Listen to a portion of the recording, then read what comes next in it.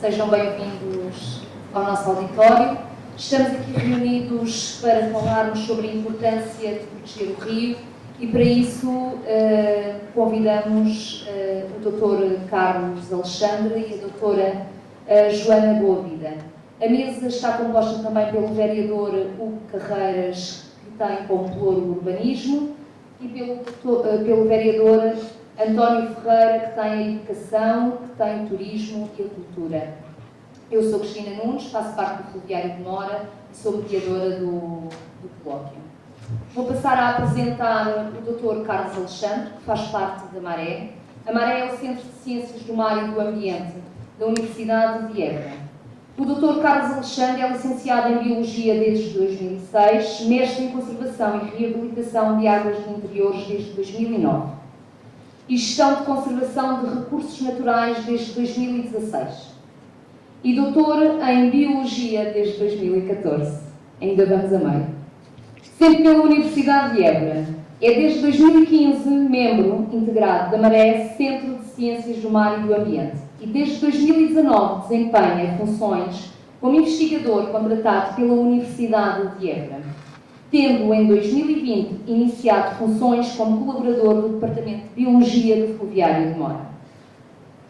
Desenvolve o seu trabalho de investigação há mais de 16 anos na área da ecologia fluvial, ictofauna e dulciaquícola e migradora, e avaliação de mitigação de impactos ambientais, tendo participado até ao momento em mais de 50 projetos de índole científica e aplicada sobre estas temáticas. Na vossa presença, Dr. Carlos Alexandre.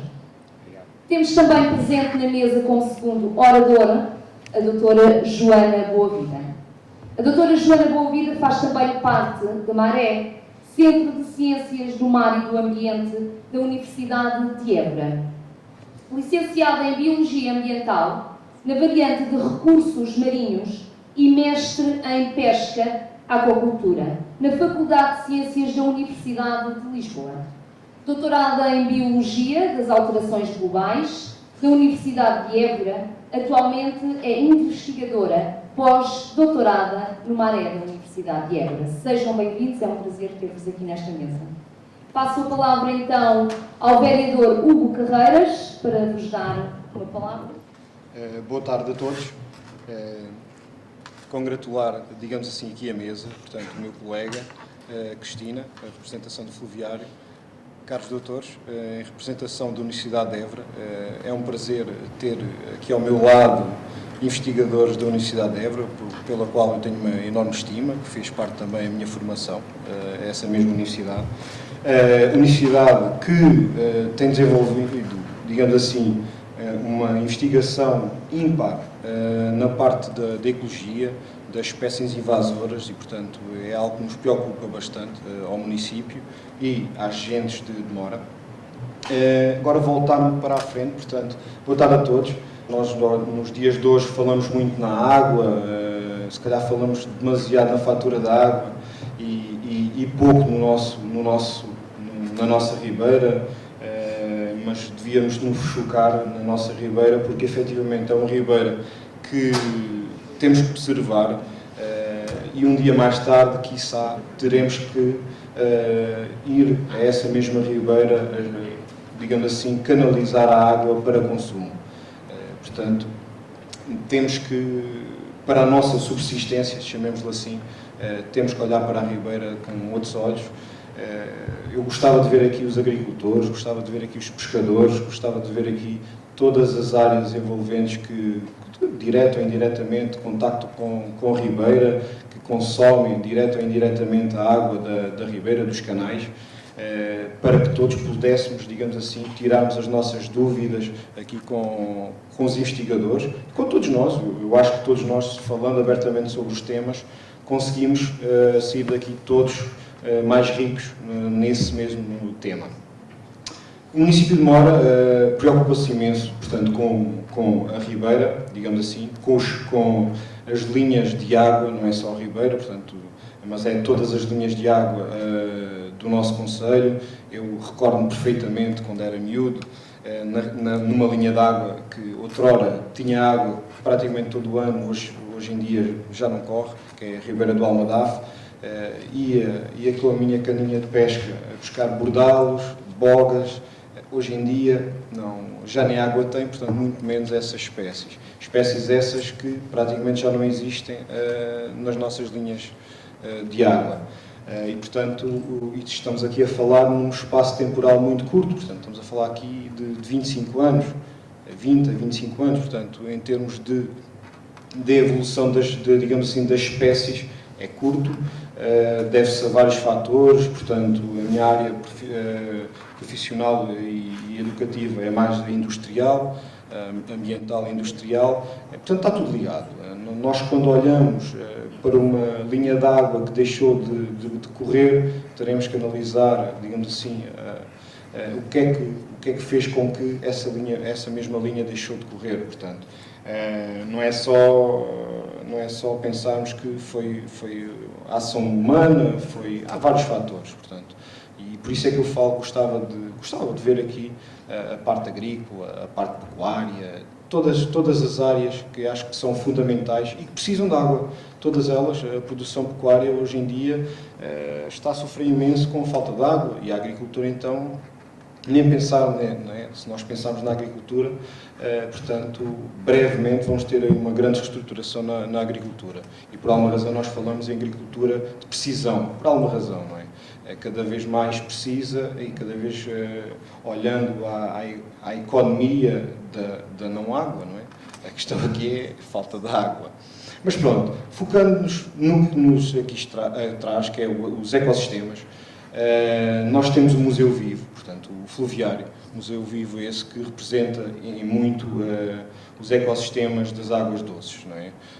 E, portanto, tem sido o ex-libris, desde a sua concepção, irá certamente sofrer remodelações para acompanhar, digamos assim, os tempos, de modo a cativar novas visitas, e para isso precisamos de vós, como é óbvio, como público, e precisamos dos investigadores para que vão nos dando informações de acordo com o seu know-how, para que nós possamos tomar decisões. Portanto, nós estamos na posição de decisor, mas só conseguimos tomar decisões se tivermos as informações adequadas.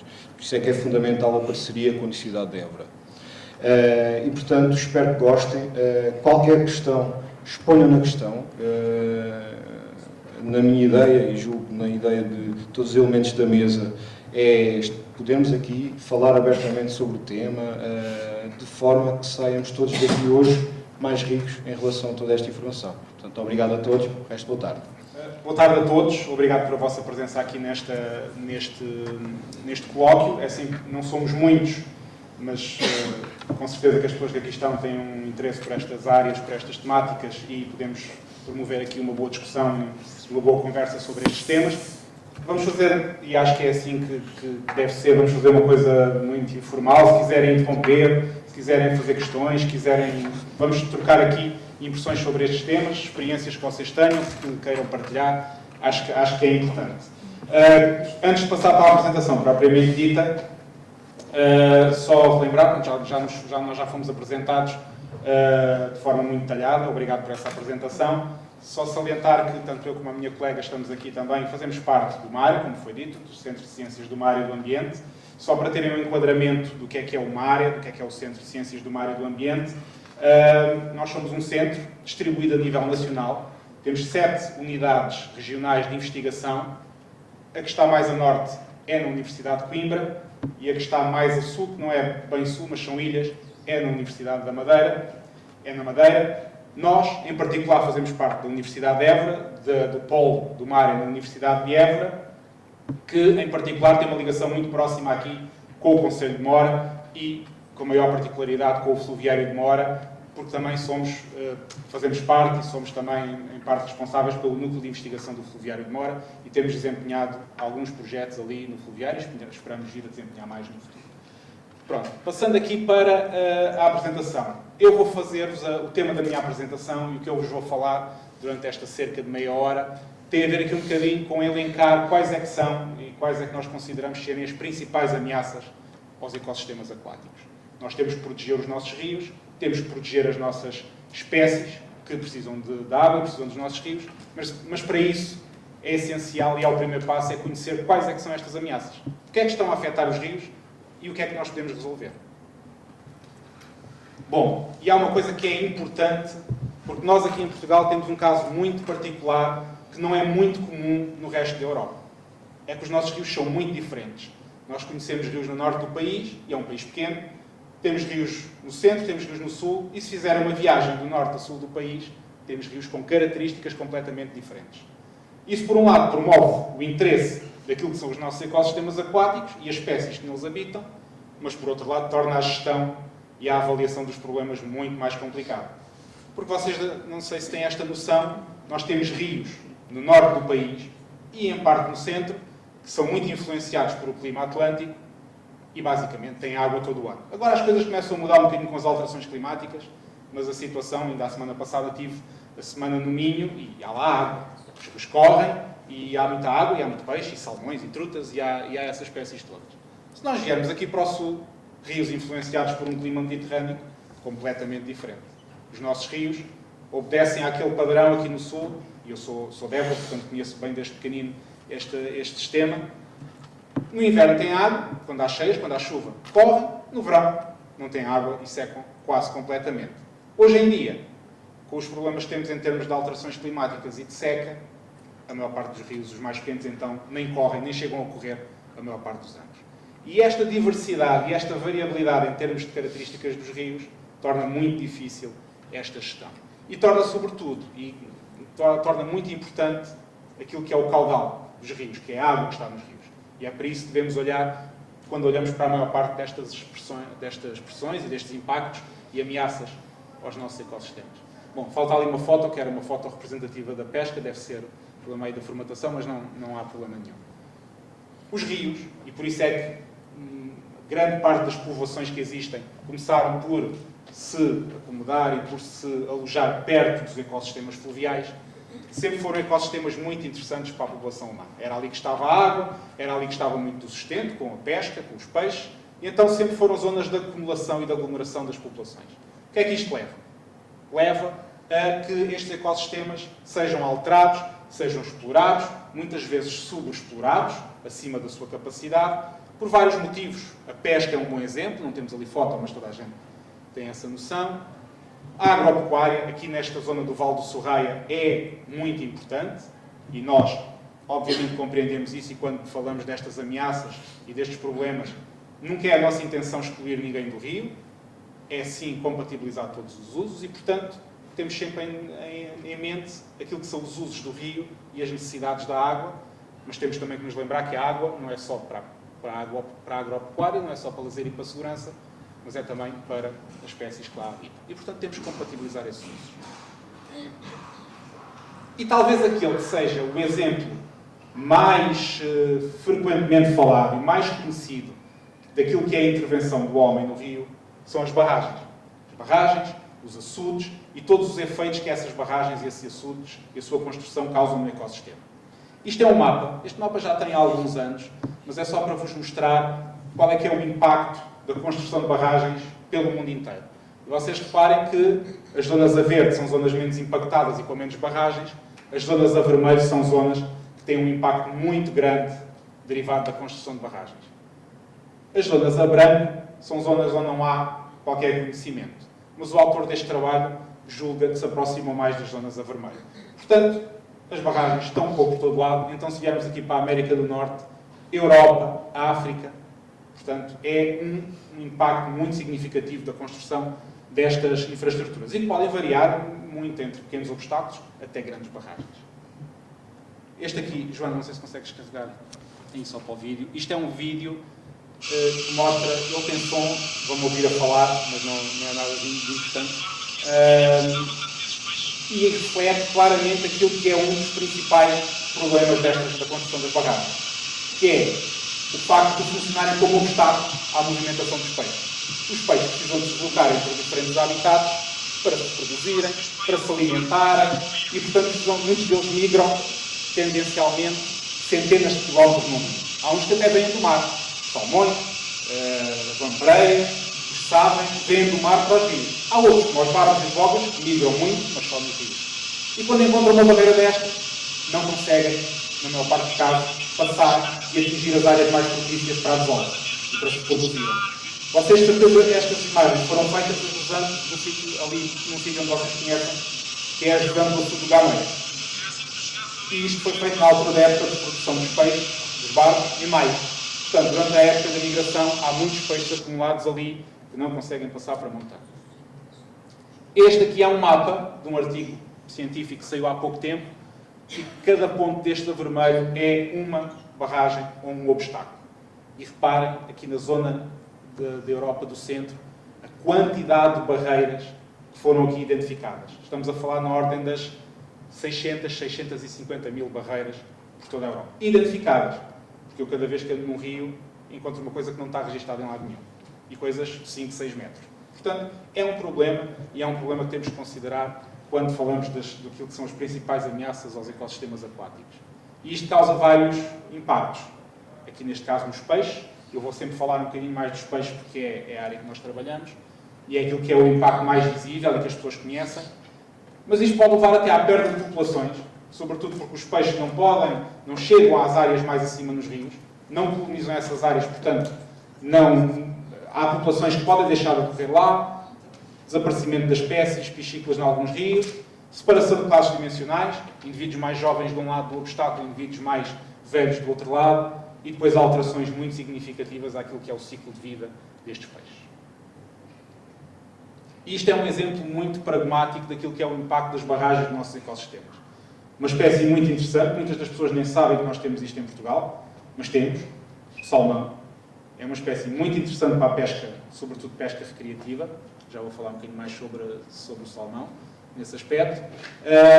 Em Portugal nós estamos no limite sul da distribuição. Portanto, abaixo de Portugal e abaixo da zona do Minho e do Lima não há salmão.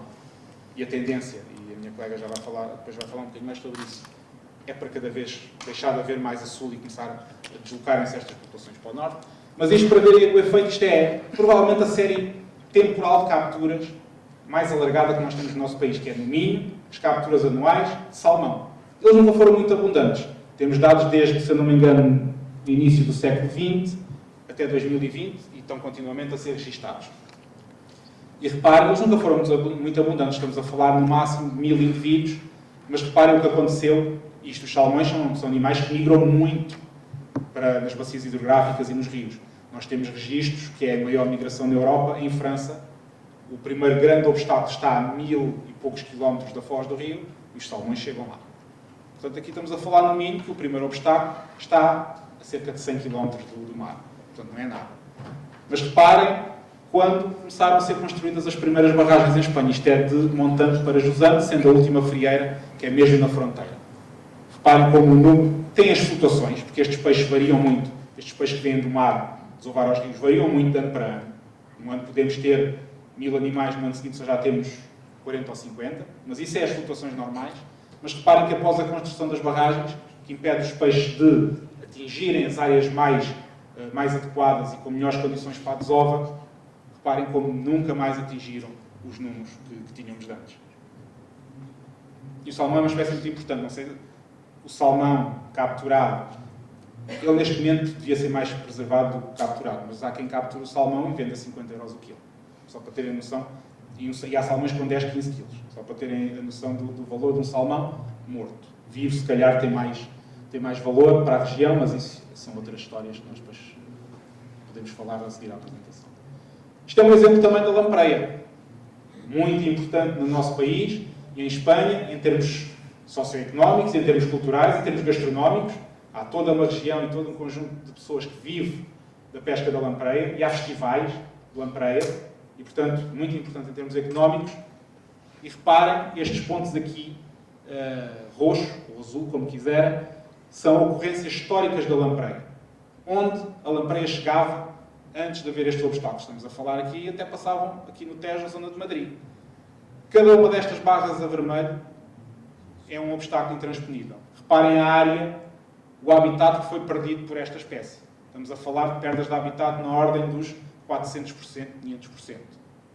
é brutal para estas espécies e leva a que os números sejam cada vez menores. Estes obstáculos, parecendo que não, porque se vocês forem para o campo há enguias por todo lado, mas também causam impactos nas enguias. As enguias são diferentes das lampreias. As lampreias nascem no rio, vão para o mar e voltam ao rio para desovar. As enguias é ao contrário. Nascem no mar, voltam ao rio para crescer e voltam ao mar para... vêm ao rio crescer e voltam ao mar para desovar.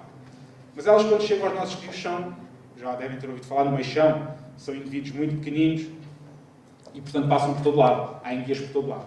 O problema dos obstáculos nas enguias, e só para terem um exemplo de como não é só o impedimento à movimentação, os impactos dos obstáculos nas enguias são feitos de forma diferente. Elas passar até passam, mas não passam todas.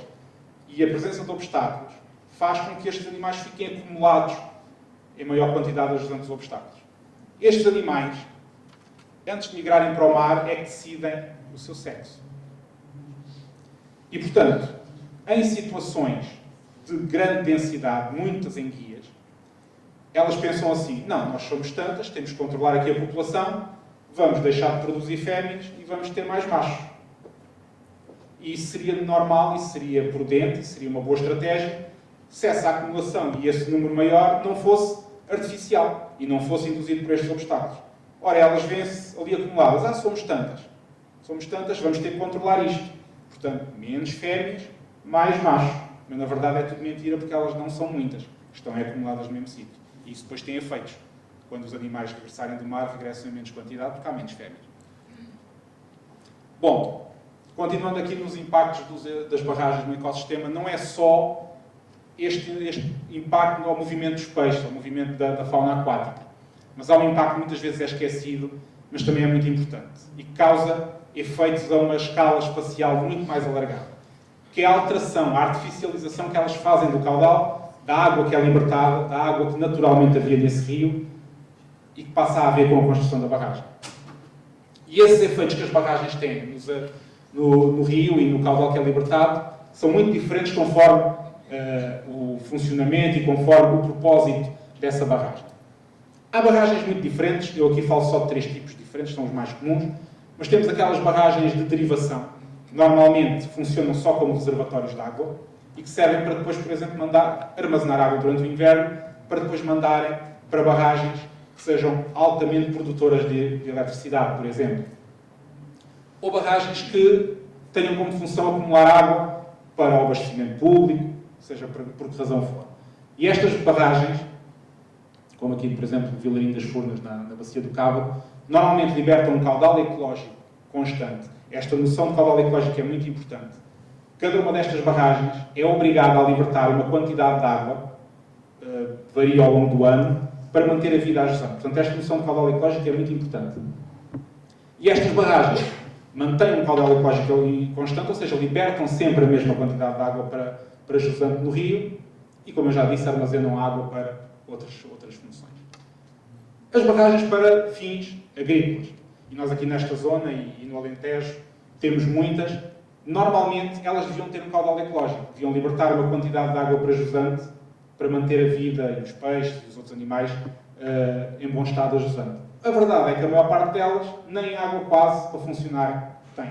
E, portanto, é muito difícil libertarem água para jusante e é muito difícil às autoridades forçarem a implementação de um caudal ecológico. Estas barragens normalmente armazenam água durante o inverno para depois ser utilizada durante o verão e muitas delas a água até é libertada em pequenas quantidades para o rio a jusante para servir para a agricultura. Um exemplo é esta Albufeira do Monte da Rocha, mas vocês têm um exemplo, agora não sei como é que está a funcionar, mas antigamente eu lembro-me de funcionar assim, tem um exemplo aqui muito próximo, que é o açude do Furador. Nós quando formos ali, o açude do Furador e depois controlado o caudal pelas barragens da Montante, Montargil e Maranhão. Mas nós, um dos sítios onde fazíamos mais capturas de peixes para os nossos trabalhos era ali na zona do Poço. E nós às vezes íamos lá no inverno, atravessávamos bem o rio, trabalhávamos à vontade, e quando lá íamos no verão, precisávamos de pago. Aquilo estava cheio de água. E portanto, o que é que isso é? Lembram-se do que eu vos falei no início da apresentação. Os nossos rios aqui no sul, tipicamente, menos água no inverno, menos água no verão, mais água no inverno. Este caso que eu aqui falei, é uma alteração e uma inversão completa daquilo que é o ciclo caudal que os peixes estão habituados. E, finalmente, aquelas que se calhar são as mais conhecidas, são aquelas barragens para produzir eletricidade. Estas, normalmente, têm um caudal ecológico durante a maior parte do dia, mas de forma periódica, 2 horas de manhã, 2 horas à noite. Isto aqui é a barragem da Raiva do Mondego, faz este regime, 2 horas de manhã, 2 horas à noite, produz eletricidade. E para produzir eletricidade precisa turbinar água. E então liberta a água, grandes quantidades de água para jusante, a água que é turbinada e depois é alargada para jusante. Já vamos falar um bocadinho mais sobre isso. Isto é só para vocês verem aqui nestes gráficos o que é o impacto no ecossistema aquático e no caudal destas tipologias de barragem. Isto é o que acontece basicamente com uma barragem que armazena água, que tem um caudal ecológico constante. Aqui, as linhas a azul é um rio, é este rio antes da construção da barragem, e a linha a vermelho é o mesmo rio, o caudal do mesmo rio após a construção da barragem. Neste caso, não liguem à linha tracejada, porque é um rio da mesma tipologia, mas sem barragem. Mas o importante aqui são as linhas a azul e a vermelho. Isto é o rio antes da barragem, a azul, e depois da construção da barragem fica com o caudal completamente constante. Sem picos de caudal, sem cheias, que são muito importantes para o funcionamento, para a lavagem do rio, por assim dizer, para os ciclos de vida das espécies. Portanto, não há estímulos de caudal, não há alteração de dinâmica de sedimentos, não há aquilo que é fundamental para um rio ser vivo e funcionar de forma ecologicamente correta. Isto é um exemplo da tal barragem para fins agrícolas. Mais uma vez, a linha azul, o rio Sade, neste caso, antes da construção da barragem de Monte da Rocha, e a vermelho, com o mesmo rio depois da construção da barragem. Não se vêem grandes alterações, mas reparem o que acontece aqui no verão. Quando o rio Sade tipicamente tinha um caudal muito reduzido, porque é assim que funcionam os rios no sul, há aqui um aumento da água que é alargado para a agricultura. Isto, por um lado, até temos mais água no rio no verão. Só que muitas das vezes esta água vem do fundo das barragens, pouco oxigenada, poluída, de pouca qualidade, e às vezes a emenda é pior do que o soneto. E, finalmente, as barragens para produção hidroelétrica. Para vos mostrar, se vocês olharem para um gráfico como eu vos mostrei ali, não vão ver diferença nenhuma entre o rio Mondego, antes desta barragem de eletricidade, e depois. Assim, em larga escala, não se vê nada. Mas, Joana, se não te importares carregarem no vídeo, para percebermos isto, o verdadeiro impacto destas barragens, temos que olhar a uma escala diária. O que é que se passa durante o dia? Isto é o que se passa durante o dia num rio deste tipo, com este tipo de barragens. Temos este caudal, daí a umas horas acontece isto, vamos ver agora a seguir. Isto é no mesmo local, uma câmara fixa. E daí a umas horas está outra vez com pouca água. E, portanto, isto para os peixes estão habituados a uma variabilidade de caudal, a uma escala temporal muito mais alargada, entre os meses. E isto acontece várias vezes ao dia. E, portanto, é muito complicado para os peixes adaptarem-se a estas barragens. Temos estas barragens há 50, 60, 70 anos, que não é nada na escala evolutiva dos peixes, e, portanto, não estão adaptados. Muitas das vezes acontecem efeitos muito visíveis, que eles aproveitam que têm mais água, saem para zonas alagadas, depois, quando a água diminui, essa zona deixa de ter água, os peixes morrem lá secos. A espécie do sável, então, é tipo um relógio. Nós sabemos que agora temos um pico de sáveis a entrar nos nossos rios este ano, sabemos que a mesma quantidade de sáveis só se volta a verificar daí a 4 ou 5 anos. Mas isso nós temos agora validado com os nossos dados. Mas reparem como isto está escrito, não fui eu que inventei isto, já no século XV se tinha a noção que se calhar se podia parar a pesca por um período de 4 a 5 anos, que era para as populações recuperarem. Portanto, a informação que havia não era muito diferente da que temos agora, mas agora conseguimos comprovar com os nossos dados. E depois o rei Dom Sebastião, provavelmente antes de desaparecer lá para a África, admitiu a redução das capturas do sábio e ordenou o aumento da malhagem das redes. Já havia estas preocupações com a sustentabilidade da pesca e com os problemas de sobrepesca. Mas, obviamente, se as coisas não são resolvidas, há sempre vítimas. E a primeira vítima nos nossos rios é o esturjão. Percebe-se facilmente porquê, não é? Um animal que pode chegar aos 300 kg, com barragens, com redes por todo lado, com sobrepesca, naturalmente, é o que é capturado mais facilmente e é o que desaparece primeiro. Temos este registro é muito conhecido, em vários documentos históricos está mencionado, um esturjão com 3,75 metros e 275 kg. Foi um esturjão tão diferente que até o rei ordenou a publicação da notícia. E a última captura que nós temos documentada em Portugal ocorreu no Guadiana, na década de 80 do século passado. Desapareceu completamente. Neste momento, em França, há esforços na tentativa de fazer repovoamentos de esturjão, não é fácil. Hoje em dia, com as barragens, com os obstáculos, com a sobrepesca, um animal com estas dimensões provavelmente não tem grande capacidade de sobreviver nos nossos rios. E isto é um caso paradigmático. Obviamente, nós trabalhamos muito na gestão das lampreias, dos sáveis, mas eu trouxe-vos aqui este caso do salmão, que é um projeto que nós temos agora novo, no Minho e no Lima. Como eu disse, o salmão aqui no nosso país vive a vida no limite. Nós estamos no limite da distribuição do salmão. Não são todas as condições adequadas para esta espécie. E esta espécie é muito importante para os nossos rios. Não em termos de pesca comercial, porque as suas abundâncias não permitem que sejam capturadas para esse fim, mas em termos de pesca recreativa. É daquelas espécies que traz imensos pescadores ao rio. Apanhar um salmão, 10 ou 15 quilos, é brutal. Então as pessoas pagam e investem. Portanto, é um benefício económico para as regiões. E depois, obviamente, tem o seu valor conservacionista, como esta espécie tem. É uma espécie que está criticamente em perigo em Portugal. Nós agora estamos a rever o livro vermelho, mas à partida vai ficar igual. Mas, curiosamente, e isto abordando a questão da legislação pesqueira desadequada, o Rio Minho é a única bacia em toda a Península Ibérica onde é permitida a pesca comercial de salmão. Não se percebe porquê. Os espanhóis podem, nós podemos. No resto das bacias hidrográficas espanholas onde ocorre salmão, em maior abundância do que no Minho, não se pode pescar pesca comercial. E no Minho pode.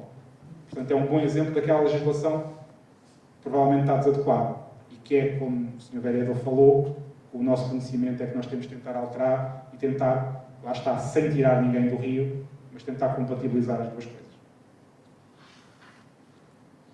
Bom, passando, como eu disse, vou fazer aqui um overview, um resumo das principais ameaças. E esta é uma ameaça que é sempre muito falada, muito discutida. Nós temos colegas numa área que trabalham especificamente com estas espécies e com estes problemas das espécies não indígenas. Basicamente, são espécies não indígenas, é tudo espécies que são introduzidas em determinado local e que não são autóctones, não são nativas desse local. Nos peixes, estas espécies não indígenas são relativamente bem conhecidas. Os pescadores identificam, normalmente são os primeiros a identificar estas ocorrências, estão estudados, há sempre novas espécies a aparecer, mas é relativamente bem conhecido e estima-se que a cada 2 anos apareça uma nova espécie nos nossos rios. É uma quantidade enorme. Quando deixamos de falar de peixe e passamos a falar de outros organismos, aí entramos no mundo do desconhecido. E eles têm os seus impactos. Mas quais é que são as principais fontes de introdução e disseminação de espécies não indígenas nas nossas águas?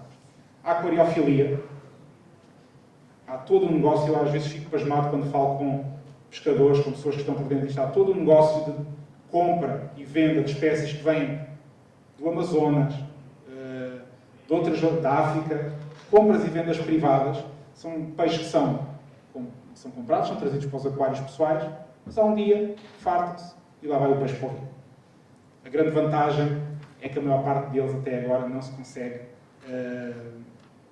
aclimatar e não se consegue disseminar, e então é a nossa sorte. Aquelas que conseguem, em alguns casos, tornam-se invasoras e causam efeitos mesmo muito significativos. Pesca recreativa, há sempre pescadores que, olha esta espécie aqui tão interessante, se calhar gostava de ter lá na charca ao pé de mim, levam, a maior parte das vezes por desconhecimento do impacto que pode causar, e com isso temos que aumentar a disseminação desta informação e, obviamente, temos que colaborar sempre com os pescadores nesta área. As águas de lastro, barcos que enchem na América, vêm para cá, esvaziam as águas de lastro, que é aquilo que permite manter o barco equilibrado, esvaziam aqui nas nossas águas, voltam a encher aqui e vão descarregar lá, e portanto são um vetor de disseminação de espécies invasoras muito premente. Aquacultura, fugas, aquaculturas de espécies não indígenas, e há sempre fugas. Há aquaculturas que são próximo de rios, que são mesmo ao lado dos rios, há uma cheia, há uma fuga, e elas fogem para os rios. Controle biológico, a gambúzia, que é uma das espécies mais invasoras e que come os ovos, as larvas dos outros peixes, foi introduzida como controle biológico na zona ali do Sado por causa do mosquito da malária. Comia mosquitos. Então introduziram. A verdade é que ela disseminou-se pelo país inteiro. E a construção de barragens. porque quando se constrói uma barragem, o ecossistema é completamente alterado, como mostra aqui, também é um dos principais fatores a contribuir para o aparecimento das exóticas. Quando se constrói uma barragem, passamos deste tipo de habitat lótico, um rio que corre, um rio normal, para uma bacia de água, com estas características de água parada, que nós chamamos de águas mais lênticas, grandes profundidades, água mais parada, que é isto que a maior parte das espécies, das nossas espécies invasoras e das espécies exóticas preferem. São estas bacias de água, estas barragens. Então isto leva ao aparecimento de várias espécies. Isto é a gambúzia, o axegã, que foi introduzido no nosso país por causa da pesca recreativa, a lucioperca e depois agora o ablet, que também foi introduzido sobretudo como peixe-pasto para servir de alimento a espécies predadoras como o axegã e como a lucioperca, para poder manter estas espécies na nossa água. E finalmente agora é um dos muito conhecidos e muito falados, sobretudo aqui na bacia do Tejo. Nós já capturámos também aqui no Sorraia e, portanto, está-se a disseminar, e este sim pode causar impactos muito significativos, que é o siluro. São um peixe-gato europeu, são peixes, como vocês já vou falar um bocadinho mais sobre esta espécie, mas pode causar impactos muito significativos, sobretudo devido ao seu tamanho e à sua voracidade. Isto, basicamente, come tudo o que passar à frente. O que é que estas espécies podem causar? Competição por habitat e recursos com espécies nativas, predação dos ovos, larvas, juvenis e até dos adultos, quando são espécies maiores, e podem até hibridar com as nossas espécies. Ou seja, uma espécie são espécies diferentes, uma espécie invasora reproduz com as nossas e diminui a variabilidade genética e causa alterações muito grandes nas populações. E este é que eu vos queria falar também um bocadinho, porque é uma coisa muito falada aqui no Tejo, já existe aqui no Sorraia, embora aqui no Sorraia nós só tínhamos capturado indivíduos pequeninos, indivíduos juvenis. Os juvenis podem ir até 1 metro, portanto isto é tudo muito relativo. Há juvenis desta espécie que têm 1 metro. Esta fotografia foi muito falada, surgiu nos jornais. Isto é um pescador que colabora connosco ali na aldeia das Caneiras, no Tejo, capturou este animal. E isto é um colega nosso da nossa equipa que capturou este animal há cerca de 2 semanas aqui no Tejo, e isto provavelmente é um juvenil. Bom, esta espécie é um predador de topo, pode chegar aos 2,80 metros e 120 kg. Portanto, é um animal que não existia nas nossas águas. As nossas espécies não estavam habituadas a predadores desta dimensão e agora têm que lidar com eles. É muito tolerante a tudo. Pressões antropogénicas, alterações de temperatura, alterações de caudal. E depois tem também um elevado interesse para a pesca recreativa. Né? Qualquer pescador gosta de apanhar um peixe destes. E, portanto, estão aqui reunidas as condições para isto se disseminar basicamente por todo o lado. Eu acho que este vídeo que eu tenho ali não vai funcionar, porque isto era preciso internet, mas se vocês forem ao YouTube, pesquisem siluro e vão ver. Eu descrevo o vídeo rapidamente. Eles parecem crocodilos, são siluros numa barragem no rio Ebro, a comer pombos na margem. Vêm cá fora, puxam-nos para dentro do rio e comem-nos. E agora, este acho que vai funcionar, isto é em França, Joana, se faz favor, uma passagem para peixe construída para o salmão numa barragem francesa. E ali há muitos salmões, não é como cá. Reparem, isto é um salmão, isto provavelmente é a janela que as pessoas usam para visualizar os peixes. Agora reparem o que acontece. O comportamento do salmão altera-se logo. Começa a ficar muito mais nervoso. E agora reparem o que acontece aqui. E isto, estamos a falar de salmões provavelmente com 1 metro, 1,20 m. Reparem o que acontece.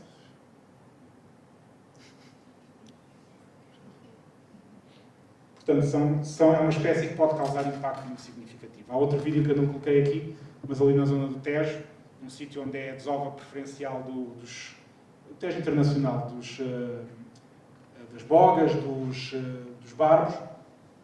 Há um vídeo onde mostra os animais a desovarem a serem atacados por estes peixes e aquilo depois faz silêncio, deixa de haver movimentos na água. Bom, passando para outro tipo de ameaças, temos sempre de nos lembrar da poluição aquática. Isto é um problema que existe, provavelmente tem melhorado bastante nos últimos anos, mas é um problema que existe e que nós temos que ter em consideração. E as fontes de poluição podem ser basicamente 2 tipos. Temos a poluição pontual, normalmente são efluentes de fábricas, tem sido um problema grande ali no Tejo, na zona de Vila Velha de Ródão, causam impactos significativos, mas têm uma grande vantagem. São focos pontuais, fáceis de identificar, fáceis de monitorizar e, sobretudo, fáceis de controlar, assim haja vontade para isso. Depois temos também fontes de poluição difusa. Podem vir escoamento superficial urbano, agrícola, exposição da atmosfera, e estes sim têm uma abrangência espacial muito mais alargada, são mais difíceis de identificar, monitorizar e, sobretudo, controlar. E esta poluição pode causar efeitos muito significativos nos ecossistemas aquáticos e, mais uma vez, naquilo que são as populações piscícolas, que é aquilo que é mais visível nas nossas águas. Um caso muito tradicional, muito típico aqui dos cursos de água do sul do país, porque obviamente estas situações agravam-se quando temos pouca água. Isto é muito frequente, nós vemos aqui nos nossos rios, que é mortalidades massivas de peixes, sobretudo na altura do verão. É por causa do calor, é por causa da falta de água, mas muitas vezes é também por causa de poluentes que são descarregados nos rios e nas massas de água. Isto, obviamente, se estivermos, por exemplo, a falar de um rio com interesse para a pesca, de uma barragem com interesse para a pesca, deixa de ter interesse de morrer os peixes todos. Isto é uma fotografia nossa tirada num rio para onde sai um afluente de uma mina, no sul do país. Reparem o que pode acontecer a estes peixes. Malformações, sobretudo a nível da coluna. Este peixe, por acaso até sobreviveu até este tamanho, mas provavelmente não tem um ciclo de vida completamente normal. E depois coisas bastante comuns, como a erosão das barbatanas, parasitismo, tumores, que são muitas das vezes proporcionados por esta poluição. Isto é o que nós vemos, e são efeitos letais, são efeitos visíveis. Mas depois há todo um conjunto de efeitos da poluição aquática que não são visíveis, que são mais difíceis de avaliar. Alterações a nível da fisiologia, alterações da fecundidade, da sobrevivência dos juvenis, alterações de crescimento, da condição corporal, portanto, é um problema grave e que nós temos que controlar. Finalmente, ainda tenho outro slide depois disto, há também um problema que é a extração de inertes, ou qualquer outra alteração que ocorra no habitat e no substrato do leito dos nossos rios. E isto afeta, sobretudo, espécies que dependem muito e estão muito dependentes do substrato para sobreviver. Não sei se conhecem, isto são larvas das lampreias. As lampreias têm um ciclo de vida em que estão cerca de 4 a 5 anos no rio e depois vão para o mar, durante um ano ou dois e depois voltam. E isto é como elas vivem enterradas no sedimento dos rios. E estão numa zona, e normalmente têm tendência a acumular os chamados leitos de larvas. Zonas, normalmente de areia, onde estão todas as larvas daquele curso de água. Ou praticamente todas. Se chega lá uma máquina e tira a areia, tira também as larvas. E pode causar impactos brutais. Outros exemplos são também os salmonídeos, que dependem muito do substrato um bocadinho mais grosseiro, da comunicação do substrato e do leito do rio com o nível freático das águas, e se esta dinâmica de sedimentos é alterada, também os afeta significativamente. Por último, há aquilo que todos nós hoje em dia falamos, e ouvimos falar muito nos jornais, nas televisões, que é o aquecimento global. E o aquecimento global tem impactos por si só, e a minha colega depois vai detalhar um bocadinho mais estes impactos, mas, atuando em conjunto com todas as outras pressões que eu falei aqui, vai exacerbar o seu impacto e o seu efeito nos ecossistemas aquáticos. Isto, obviamente, estando a aquecer a temperatura da água, tem efeitos ainda mais significativos naquelas espécies mais sensíveis e que têm preferências por águas mais frias. No nosso caso, em Portugal, os salmonídeos, e aqui neste caso, o exemplo que eu vou mostrar é o salmão do Atlântico. Isto é um mapa que prevê qual vai ser a evolução da distribuição do salmão na zona aqui da Europa. As zonas a amarelo são zonas onde nunca houve salmão, portanto não tem qualquer efeito esta modulação. As zonas a azul é as zonas onde, em 2100, ainda se prevê que continua a ocorrer salmão, mas reparem o que se prevê que aconteça em 2100 com as alterações climáticas, nas zonas a vermelho, que é onde o salmão vai desaparecer. Curiosamente, aqui a vermelho está a nossa bacia do Minho e do Lima, onde provavelmente estas espécies têm a tendência daqui a 100 anos desaparecer. Okay? E era isto. Não sei se...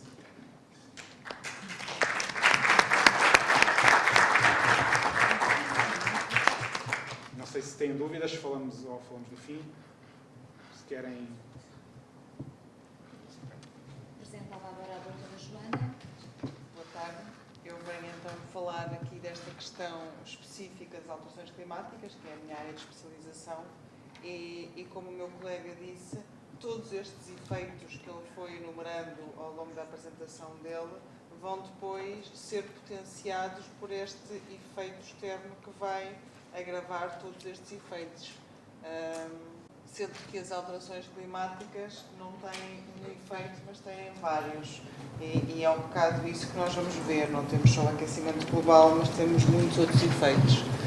Eu, como trabalho não só em rio, trabalho em mar e trabalho com espécies que frequentam os dois ambientes, vou-vos falar um bocado de ambos os ambientes, porque eu acho que também não podemos isolar o que acontece num sítio como acontece no outro. Por exemplo, o meu colega falou do sável, que de 4 em 4 anos tem um ciclo diferente e que muitas vezes espécies que vão crescer ao mar ou que depois entram nos nossos rios têm variações cíclicas normais. Estas variações cíclicas de facto são normais para as espécies, mas também se atribuem muitas vezes a fenómenos que estão a acontecer no mar. E então vamos falar um bocado disso. As alterações climáticas é um conceito que todos nós já conhecemos hoje em dia, fala-se disto constantemente, não é? O principal responsável por este fenómeno tem sido o aumento das emissões de gases com efeito estufa para a atmosfera, o dióxido de carbono, que tem muito a ver, acima de tudo, com o nosso aumento populacional, não é? À medida que nós nos tornamos cada vez mais, também tivemos cada vez mais impacto sobre o nosso planeta. À medida que aumentámos o número de pessoas e precisámos de ter mais formas de subsistência para estas pessoas, também fomos depletando os recursos que tínhamos no planeta, nomeadamente as grandes florestas que compensavam muito destes efeitos. Portanto, também temos a industrialização, que teve um aumento muito grande com esta emissão para a atmosfera de todos estes gases que vieram fazer este tempestade perfeita. E temos, pela primeira vez em 2020, um aumento. Claro que ao longo dos tempos houve sempre uma flutuação do clima e, de facto, os dados históricos com centenas de anos mostram esta flutuação e flutuações nas próprias emissões, mas pela primeira vez em 2020 tivemos uma concentração de CO2 na atmosfera superior ao que alguma vez houve. Ultrapassámos as chamadas 400 atmosferas, 415 atmosferas. E isto era uma coisa que não tinha acontecido anteriormente. Portanto, é algo que nós agora estamos sempre acima deste limite. Claro que agora há sempre flutuações, mas projeta-se que no final do século cheguemos às 1000 atmosferas. Ninguém consegue bem prever o efeito que isto terá para todo o ecossistema, para o próprio planeta enquanto ser vivo. E pronto, e é isso que será algo que, à medida que vamos enfrentando novas consequências das alterações climáticas, vamos um bocado tentando responder. Como eu disse, as florestas são responsáveis por absorverem muito deste dióxido de carbono, mas também os nossos sistemas aquáticos são. O mar é responsável por absorver cerca de 26% do dióxido de carbono que é emitido. Os sistemas de transição, como os sapais, como os mangais em ambiente tropical, também têm muito desta missão de capturar o dióxido de carbono que está na atmosfera. São quase florestas submersas. Nos sistemas, por exemplo, com ria, vê-se muito aquelas zonas com ervas marinhas que têm uma importância muito grande para esta captação do dióxido de carbono. Quando falamos em alterações climáticas e falamos em projeções de como é que elas vão alterar, temos estas imagens de comparação de como é que era a temperatura no ar e no mar no início deste século e como é que está projetado que seja para o final do século. E, de facto, vemos que estamos a falar de aumentos na ordem, em média, dos 4 graus.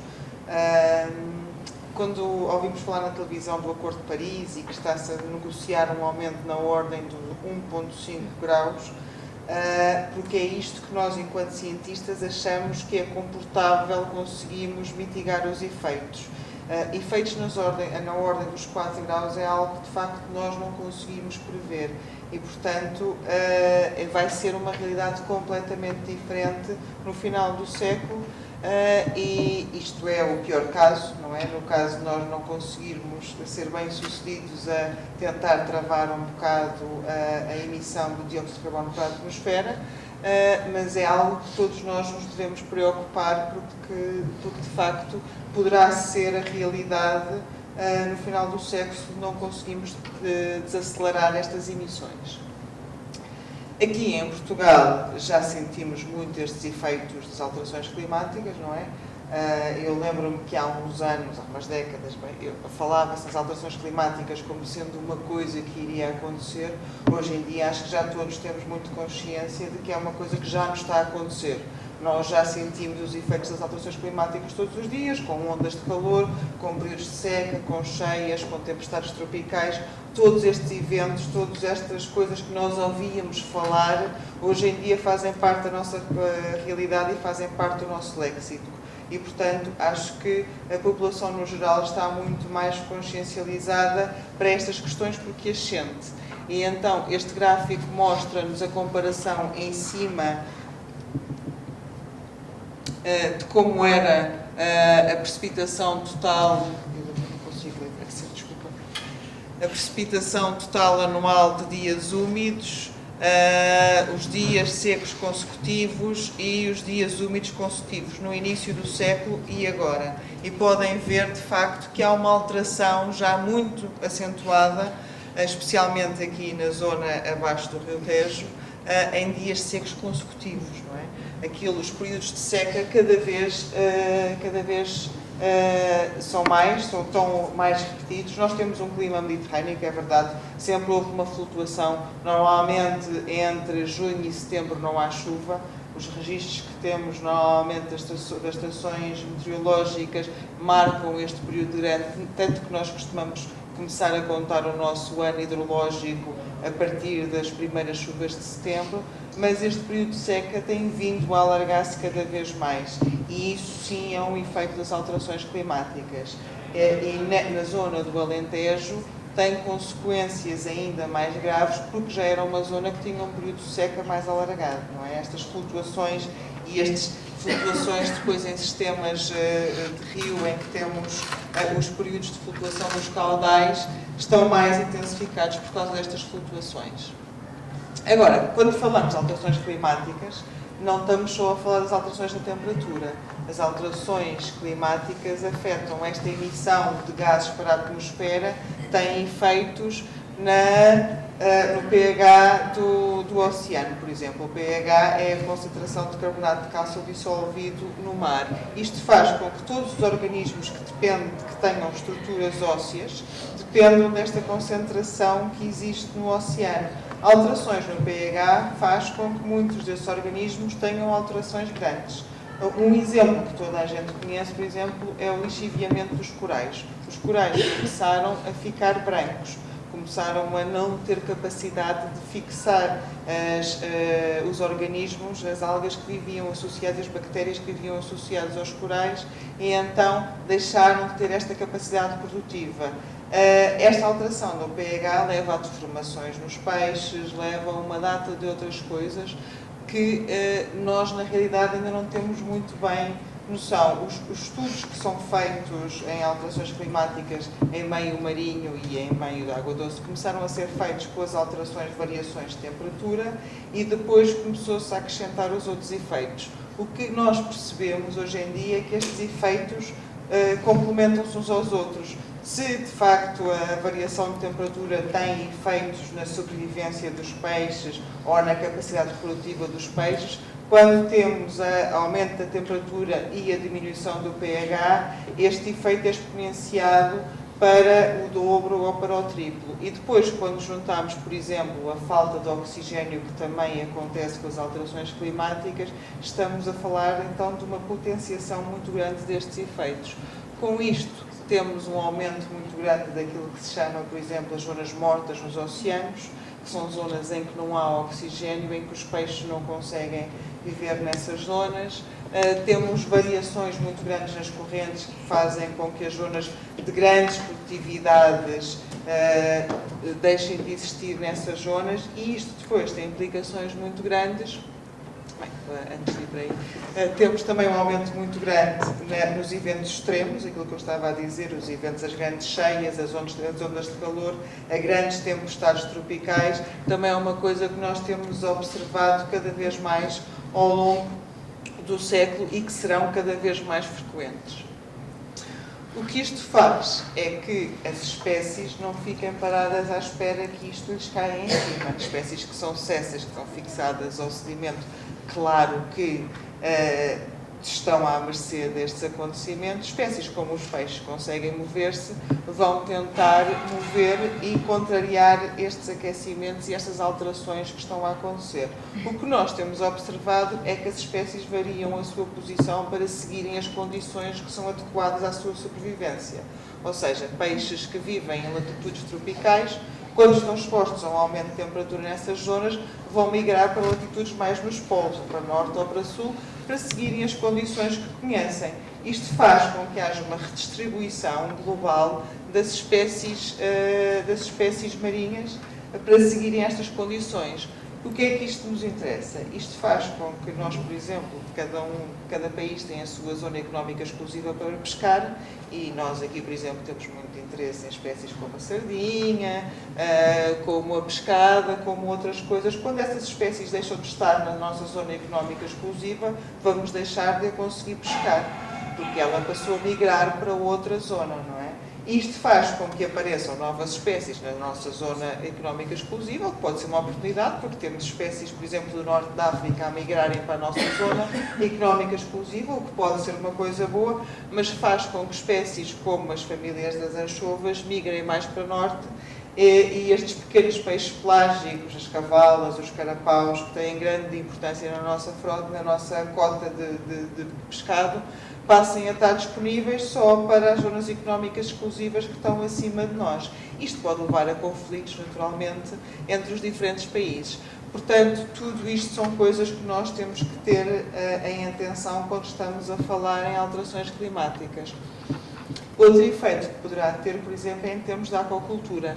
Aqui neste gráfico podemos ver as alterações, as projeções de impactos em termos de condições adequadas para a aquacultura em termos globais, em que vemos as condições mais adequadas em azuis e as condições, a perda de adequação para a prática da aquacultura a vermelho. E vemos aqui toda esta zona do Equador e da zona do Índico deixar de ter esta adequação para a aquacultura. Aqui a zona do Índico, por exemplo, aqui a zona da Indonésia, das Filipinas, é uma zona que subsiste muito à conta da aquacultura de pequenos crustáceos.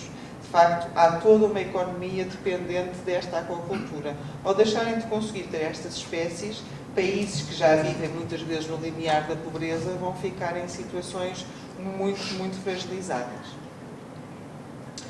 Eu, durante o meu doutoramento, trabalhei com estas questões e fiz este tipo de análise para diferentes grupos.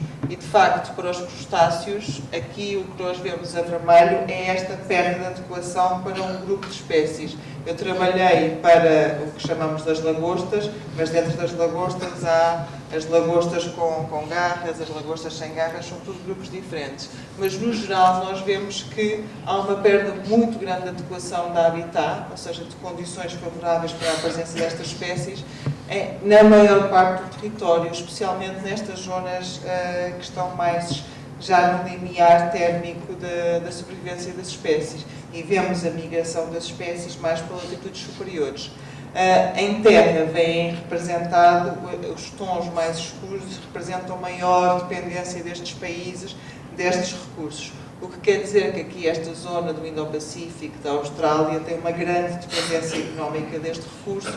Temos aqui também a América do Norte, que tem uma dependência muito grande de uma espécie de lagosta muito, muito apreciada, e que também vemos que vão perder alguns destes recursos.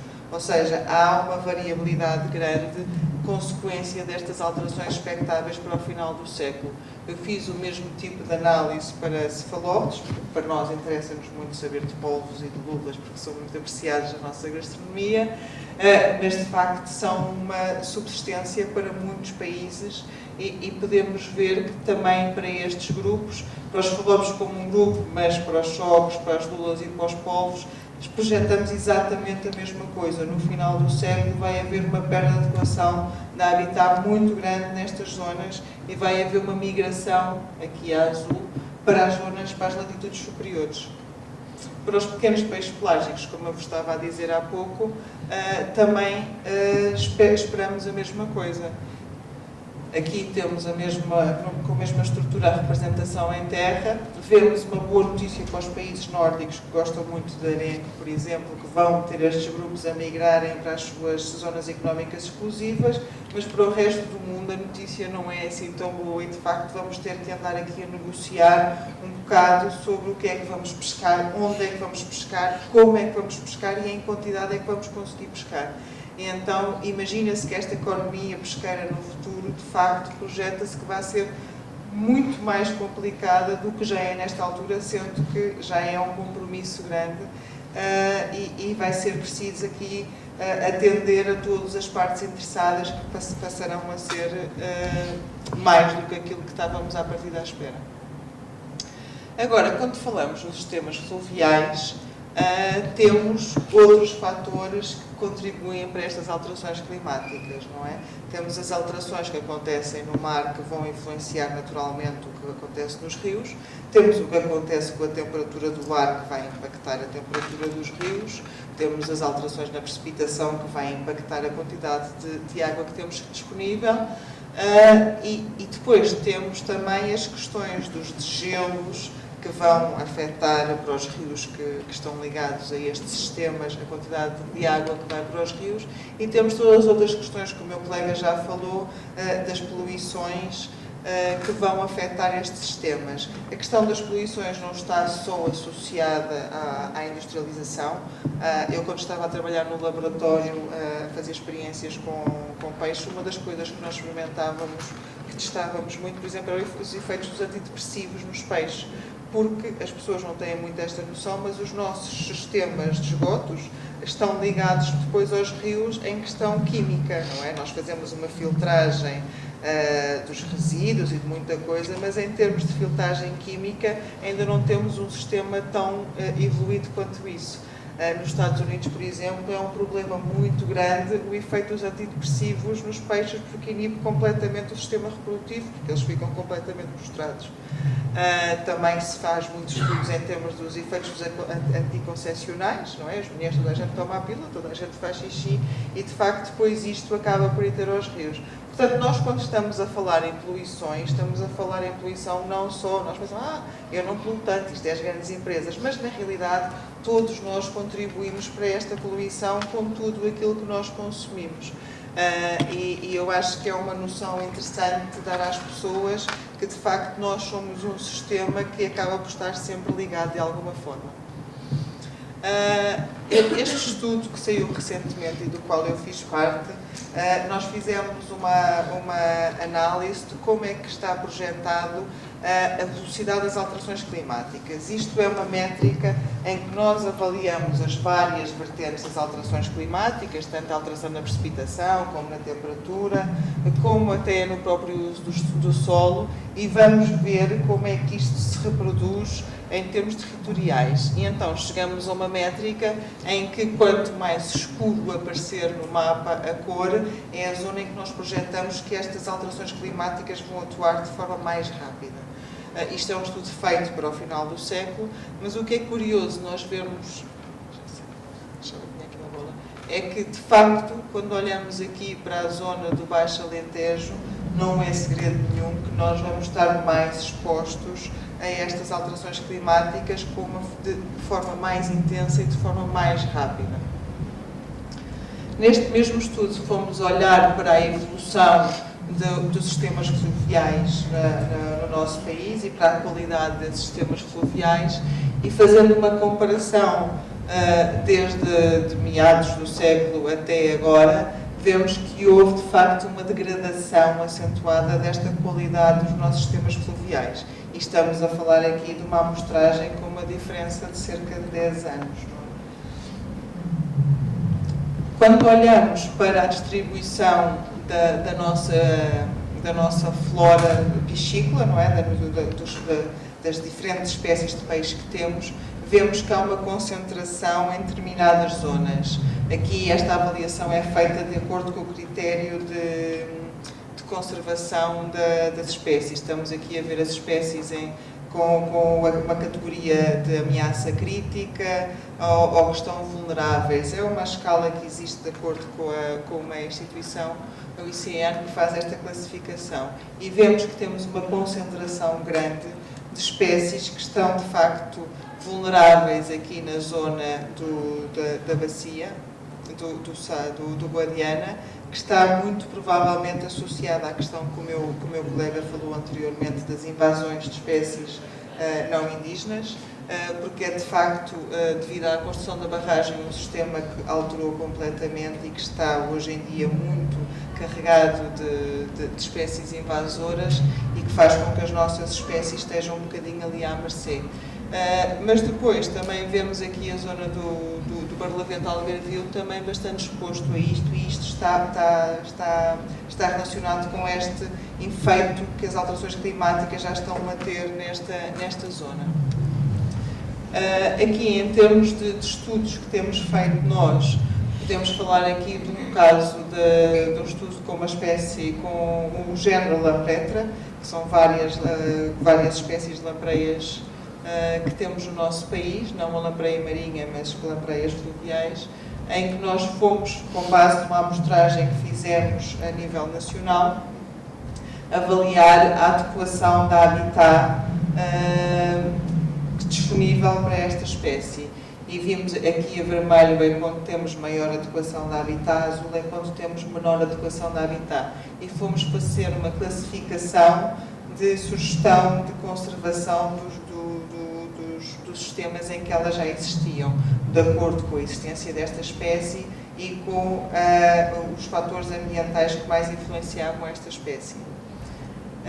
Uma das coisas que surgiu nesta análise foi que as características ambientais que tinham mais importância sobre a ocorrência desta espécie era a precipitação do mês mais seco e a temperatura máxima, ou seja, dois fatores que são limitantes para a presença desta espécie. Os meses em que nós temos sempre a precipitação dos meses mais secos, como eu disse, tem menos precipitação, mas não haver aquela pouca precipitação que há nestes meses mais secos vai fazer com que, de facto, a espécie não consiga existir de todo. Nós repetimos depois este mesmo estudo para outra espécie, para o esganagato, é um peixinho pequenino que existe nos nossos rios, e fizemos o mesmo tipo de avaliação. E foi curioso que, mais uma vez, as variáveis ambientais que surgiram como mais importantes para a presença desta espécie foi a precipitação do mês mais seco. E isto, de facto, leva-nos a concluir que estas variáveis são as mais importantes para a ocorrência da espécie, mas, de facto, são as limitantes. Quando falamos da lampreia marinha, que é uma das espécies muito emblemáticas do nosso país e, como o meu colega já falou, tem muito interesse económico, não só por causa da pesca dirigida, mas de todos os festivais direcionados para esta espécie, não temos ainda este tipo de análise concluída, mas temos uma série temporal muito grande de recolha de presença desta espécie em várias bacias. Nós temos a lampreia, como o meu colega já mostrou, existem várias bacias e tem reduzido a penetração nestas bacias, acima de tudo por causa da existência de barragens. Mas nós temos acompanhado desde 2013 a captura no Rio Mondego desta espécie e também a passagem da lampreia na passagem de peixe que temos montado no açude de Ponte de Coimbra. E então podemos ver que há sempre uma flutuação ao longo dos anos, mas a tendência tem sido, ali podem ver o efeito da construção de uma passagem para peixes num obstáculo.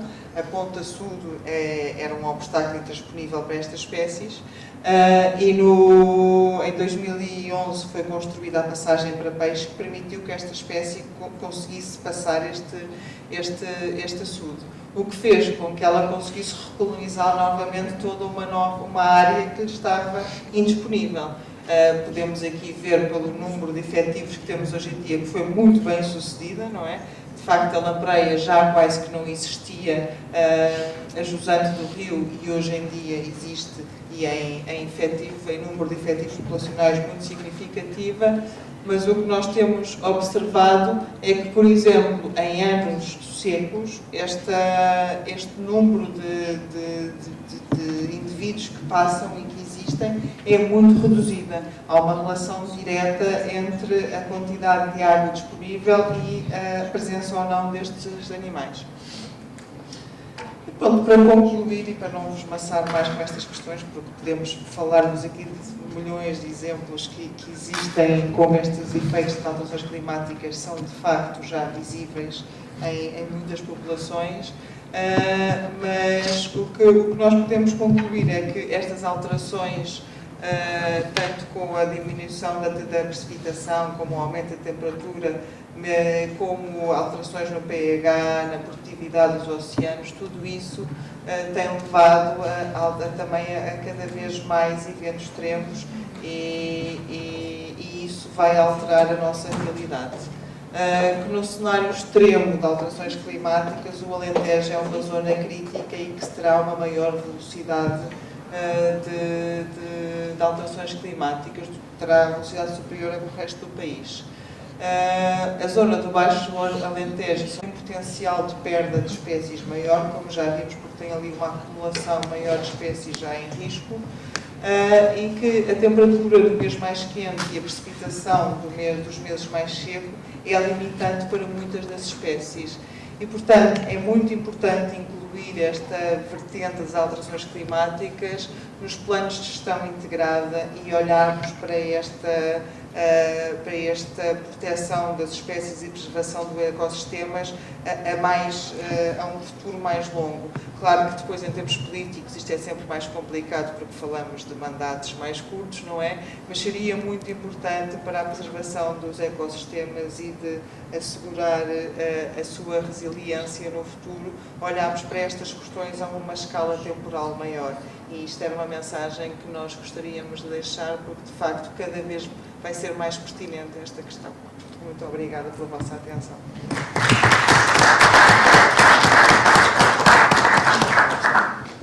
O vereador Hugo abriu as hostes, o vereador António Ferreira vai então dar a encerrar. Em nome do Fluviário, obrigada por terem estado presentes, em nome da Câmara, obrigada por terem estado presentes.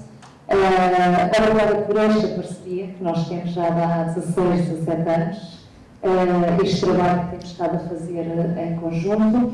Queria deixar aqui uma palavra de obrigada à minha colega Vera, por quem organizou todo este colóquio, e que terminou até ao último minuto, por isso, parabéns à Vera também. Obrigada pela vossa presença, obrigada por terem estado aqui. Como disse a professora Fatinha, poucos mas bons. E isso é que interessa. Vou passar a palavra para o vereador António Ferreira. Obrigado a todos por estarem presentes, obrigado Cristina, obrigado a todos os oradores, obrigado vereador Hugo. E o tempo passa a correr, quer dizer, uma hora e meia, podíamos estar aqui mais uma hora ou duas, não houvesse sobre este tópico. Sermos aqui poucos, acho que não é algo que me afeta muito, até porque acho que está a ser gravado. Se os oradores derem autorização, podemos usar depois online e partilhar com os alunos e com outras coisas. E acho que vai estar esta discussão pode sair desta sala, quer sair desta sala, sem dúvida nenhuma. Por isso acho que se a gravação estiver disponível, nós depois combinamos algo mais. Nós tivemos que ouvir sobre uma hora e meia, foi este ciclo de vida, este ciclo de água completo, que nos afeta um bocadinho o efeito borboleta. Nós fazemos aqui pode afetar do outro lado do mundo, na Indonésia, na Tailândia e vice-versa. E é muito, muito completo. Uma coisa que eu gosto muito do fluviário, que é que o fluviário apresenta um bocadinho este ciclo de vida completo e aproveita ao máximo o nosso fluviário. Até que este ano também já fizemos o primeiro simpósio, em fevereiro, se não estou enganado, é para continuar, 2023, vamos continuar esse lado.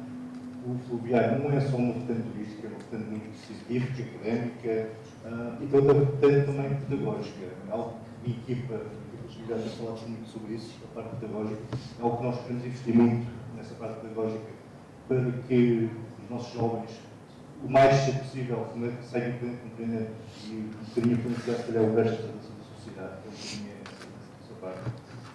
Por isso, o fluviário, não vejo só o fluviário como algo turístico, vejo algo fluviário muito mais do que só vertente turístico. Eu recentemente tive nos últimos anos no deserto e aprendi a dar valor à água de uma maneira totalmente diferente. Estar milhares de quilómetros sem ver nada e eles lá dão um respeito de uma maneira diferente, nós aqui respeitamos, nós não temos dado aqui lá é uma questão de sobrevivência, mas não só pela água doce, também mesmo a água salgada e o mar, eles tomam conta do mar. Eu vi coral que não tinha visto na vida, há 2 semanas atrás, e fiquei quase boca aberta. E outra coisa que me impressionou bastante foi o respeito que eles têm pelo oásis. E andámos quilómetros, centenas de quilómetros, e não ver nada, depois de ver um oásis. Foi algo que eu fiquei quase bastante, que é quase algo religioso no que toca quando eles veem um oásis. E aqui acho que podemos ir ver muito o nosso conceito de oásis que existe no nosso país. Temos esse luxo de ter um oásis aqui no nosso conceito, temos muita água, temos água que podemos aproveitar para finais turísticos, podemos usar e temos a parte ambiental, temos a parte científica, temos muito valor em termos de água aqui no nosso conceito. O que nós temos que aprender é como tomar conta dessa água, para que temos que continuar a ter um oásis no nosso conceito, mas também este oásis seja comunicado lá fora. Vão levar esse oásis lá fora em termos de qualidade, de valor. Acho que é sermos egoístas, termos esse oásis só por nós, e acho que esse oásis tem que ser divulgado lá para fora de uma maneira, e com estes valores, logo é uma boa maneira de fazer, partilhar online é uma boa maneira de fazer, e é isso que estamos aqui para fazer, é investir. E usando, se calhar, o fluviário como uma boa ferramenta para podermos fazer isto que podemos fazer hoje, e continuar com esse trabalho. Somente a equipa de trabalho no fluviário tem feito um trabalho espetacular e continua a querer inovar, porque é isso que é preciso também ser inovar, porque nós sempre a repetir as mesmas coisas.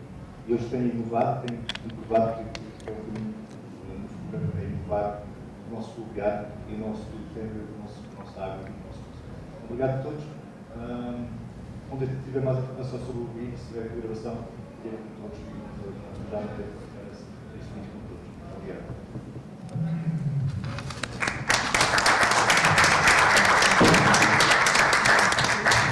Vereador Hugo, doutora Joana, doutor Carlos, vereador António, obrigada pela vossa participação, obrigada a todos. Uma boa tarde. Aproveitem a vossa fé.